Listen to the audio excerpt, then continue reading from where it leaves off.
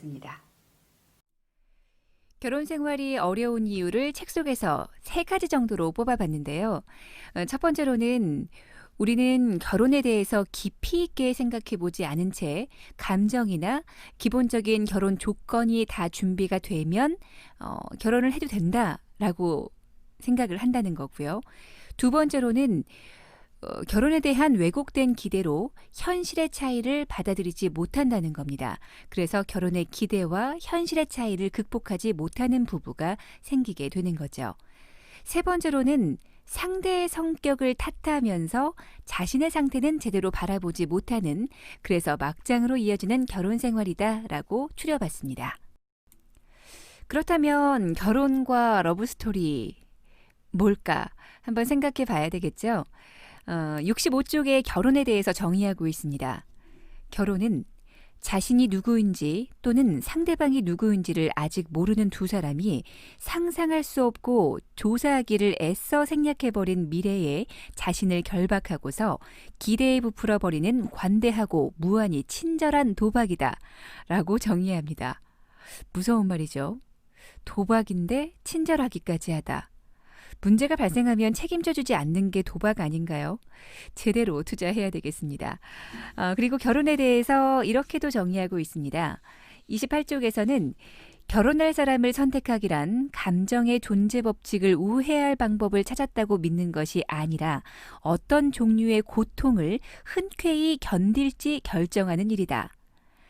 282쪽, 우리가 불만스러운 삶을 수용할 정도로 강해질 때 결혼할 준비를 적절히 갖췄다 할 것이다. 283쪽엔 가장 적합한 파트너는 우연히 기적처럼 모든 취향이 같은 사람이 아니라 지혜롭고 흔쾌하게 취향의 차이를 놓고 협의할 수 있는 사람이다 라고 이야기합니다.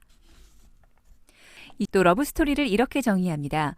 28쪽, 그와 커스티는 결혼을 하고 난관을 겪고 돈 때문에 자주 걱정하고 딸과 아들을 차례로 낳고 한 사람이 바람을 피우고 권태로운 시간을 보내고 가끔은 서로 죽이고 싶은 마음이 들고 몇 번은 자기 자신을 죽이고 싶은 마음이 들 것이다. 바로 이것이 진짜 러브스토리다 라고 이야기합니다. 하하, 찐 러브, 찐 사랑이 이것이라면 결혼하시겠어요?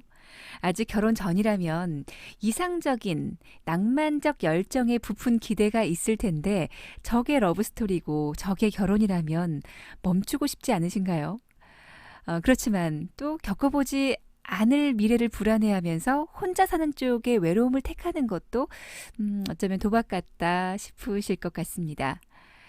결혼이라는 제도가 이렇게 도박 같다는데 대단한 각오로 몸과 마음을 내던지는 굉장한 사건이라는 생각이 듭니다. 또 두 번째로 결혼에 대한 상상과 실제의 모습, 현실의 모습의 차이가 있다고 했는데 그것에 대한 대안으로는 특별한 일이 아닌 보편적인 일이 벌어지고 있다고 생각을 하자라고 말합니다.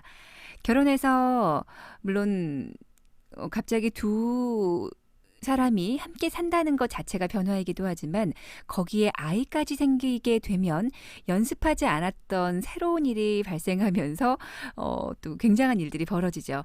아이가 탄생함으로 생기는 변화, 아이는 고도의 사랑을 요구하죠. 진정한 순종이 무엇인지를 알게 하는 것이 바로 육아입니다.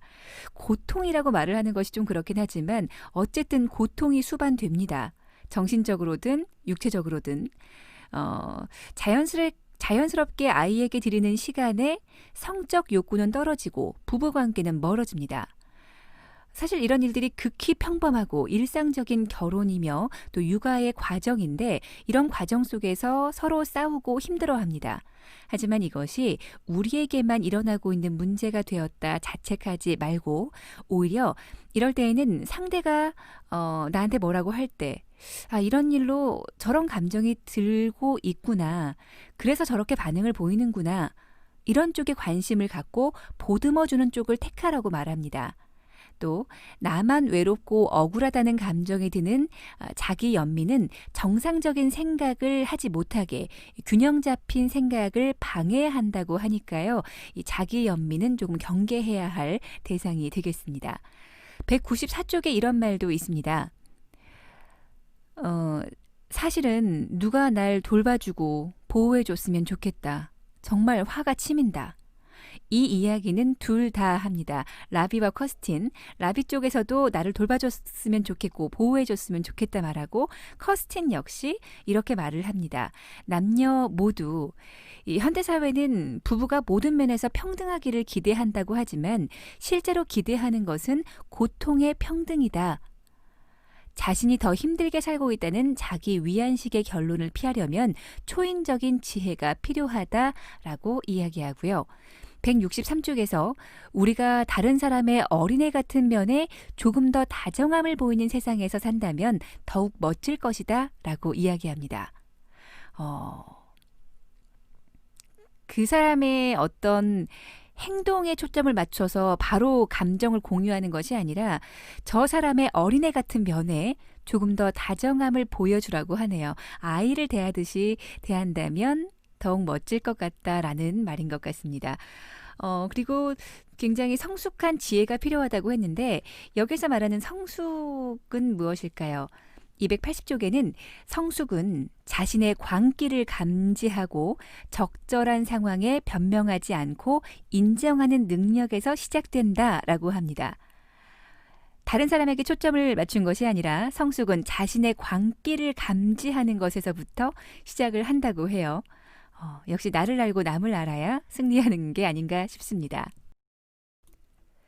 세 번째, 상대의 성격을 탓하고 자신의 상태를 제대로 바라보지 못한다라고 했는데 그래서 라비와 커스틴은 상담을 하러 갑니다. 이 상담에 대한 부분에서 저도 참 배울 점이 많았는데요. 여기에서는 뭐 꼭 내 탓으로 돌리지 말아라 라는 일방적인 메시지가 아닙니다. 조금 더 객관적으로 너에게는 이런 문제가 있고 또 나에게는 이런 문제가 있음을 파악하자. 그래서 아이처럼 보듬어주고 사랑해줄 필요가 있음을 알게 하는데 계속해서 말하는 것은 사랑은 열정보다 기술이다라는 것을 말하고 있습니다. 애착 이론을 보면 불안 애착과 회피 애착이 있는데 여러분은 어떤 쪽이신지 한번 생각해 보면 좋을 것 같아요. 불안해서 기인한 애착 유형을 보이는지 아니면 회피적 애착을 보이는지 따져볼까요? 먼저 불안정 애착은 두려워하고 집착하고 지배하는 행동 양식을 보인다고 합니다. 이런 유형은 파트너를 끊임없이 점검하고 질투심을 분출하고 관계가 더 가깝지 않은 것을 슬퍼하며 일생에 많은 시간을 보내기가 쉽다. 또 회피 애착을 보이는 사람은 방어 및 후퇴 작전을 쓴다고 합니다. 공간이 필요하다는 식의 말을 하고 혼자 있는 시간을 즐기고 때때로 성적 친밀함에 대한 욕구를 힘겹게 느낄 수 있다. 부부 상담을 요구하는 환자의 70%가 불안정하거나 회피하는 행동을 보인다. 대개 회피적인 파트너와 불안정한 파트너가 부부를 이루고 있어서 상대방을 괴롭히는 행동을 주고받으며 신뢰를 하락시키는 악순환을 만든다라고 이야기합니다. 왜 이렇게 다른 두 사람이 만나서 환자의 70%를 이루고 있을까요? 우리가 결혼에 대해서 잘 몰랐거나 나에 대해서 모르고 상대에 대해서 참 몰랐기 때문에 그런 게 아닌가 싶습니다. 하지만 우리의 유형을 알았으니까 이것을 서로 이해해 준다면 더 좋은 관계가 이어지지 않을까라는 생각을 해봅니다. 책 한 권으로 모든 부부가 원만해질 수는 없을 것입니다. 그리고 사랑의 원천이 부부에게서 나오는 것이 아니라는 것을 좀 인정을 한다면 보다 더 가볍게 그리고 보다 더 의미 있게 결혼 생활을 하는데 도움이 되지 않을까 싶었던 책이었는데요. 결혼한 지는 16년이 되었지만 이제서야 결혼할 준비가 되었다라고 이 소설의 주인공 라비가 이야기하고 있습니다. 맞는 것 같아요. 시기와 관계없이 정신적으로 합의가 되지 않았다면 아직 모두가 미혼이라고 해도 과언이 아닐까 싶습니다. 알랭드 보통의 낭만적 연애와 그 후의 일상, 낭만에 대하여라든지 결혼은 미친 짓이다 라든지 이런 노래가 생각났던 내용이었습니다. 많은 언어가 떠올랐던 낭만적 연애와 그 후의 일상, 진짜 결혼을 해볼 수 있는 시간이 되었던 것 같습니다.